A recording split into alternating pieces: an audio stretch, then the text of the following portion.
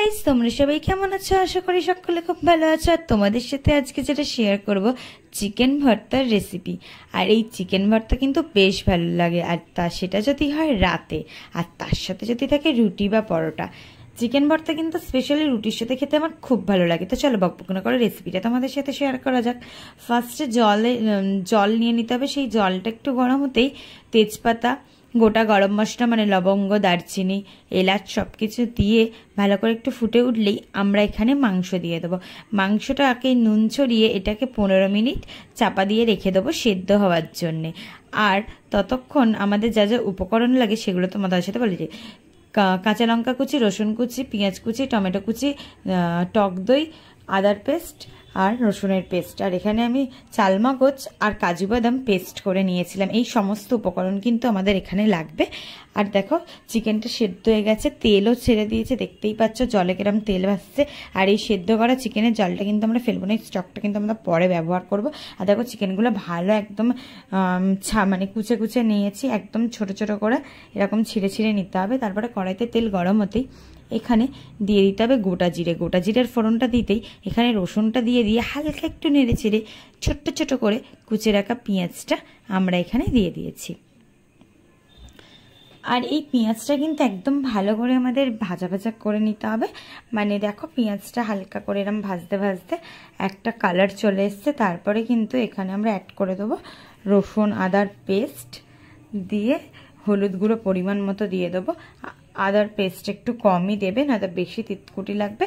আর রসুন কিন্তু অবশ্যই ফার্স্টে যেটা আমি দেখালাম কুচে দিয়েছিল সেটা তো দেবেই, আর বাটা রসুনও কিন্তু দেবে। তারপরে মশলাটা ভালো করে কষানো হয়ে গেলে এখানে কিন্তু কুচে রাখা কাঁচা লঙ্কা আর কাশ্মীরি লঙ্কার গুঁড়ো আমরা অ্যাড করে দিয়েছি। দিয়ে ভালো করে এটাকে নেড়ে ছেড়ে মশলাটাকে কিন্তু আমাদের কষিয়ে নিতে হবে। পরিমাণ মতো ধনে জিরের গুঁড়ো এখানে দিয়ে দেবে। তারপরে কিন্তু এখানে যে জলটা আমরা ইউজ করছি সেটা কিন্তু সেই চিকেনের সেদ্ধ করে রাখা জলটা, ওটা কিন্তু দিয়ে একটু নেড়ে চেড়ে মশলাটা হয়ে গেলেই এখানে কিন্তু টমেটম দিয়ে নুন ছড়িয়ে ভালো করে এটাকে ঘেটে নেবে। টমেটমটা দিয়েই কিন্তু নুনটা দেবে, তাহলে টমেটমটা তাড়াতাড়ি সিদ্ধ হবে। দেখো মশলাটা দিয়ে কতটা সুন্দরভাবে তেলটা ছেড়ে দিয়েছে, কতটা সুন্দরভাবে তেল ছেড়ে দিয়েছে। এবার কিন্তু তেলটা ভালোভাবে ছাড়ার পরেই কিন্তু তোমরা এখানে অ্যাড করবে আমাদের ছিঁড়ে রাখা ওই মাংসগুলো, সেদ্ধ করে রাখা মাংসগুলো দিয়ে এবার কিন্তু ভালোভাবে নেড়ে চেড়ে নিতে হবে।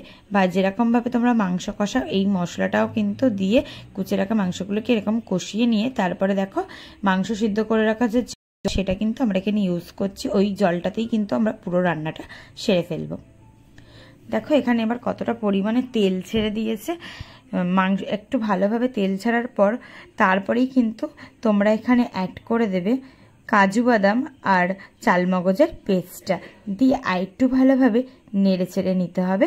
তারপরে তোমাদের স্বাদ অনুযায়ী এখানে দিয়ে দেবে চিনি। চিনিটা এটাতে অল্প পরিমাণ দিলে টেস্টটা কিন্তু খুব বেশি ভালো লাগে। লাস্টে এখানে টক দই অ্যাড করবে।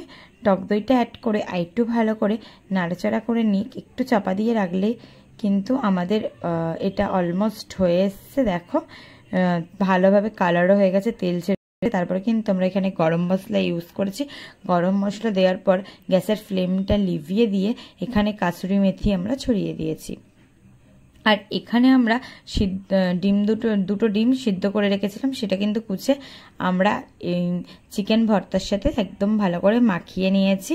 এটা কিন্তু একদম শেষ পর্যায়ে তোমাদের করতে হবে, আগে দিয়ে করলে কিন্তু ডিমটা ঘেটে যাবে। আর তারপরে দেখো আমাদের রেডি চিকেন ভর্তা রেসিপি।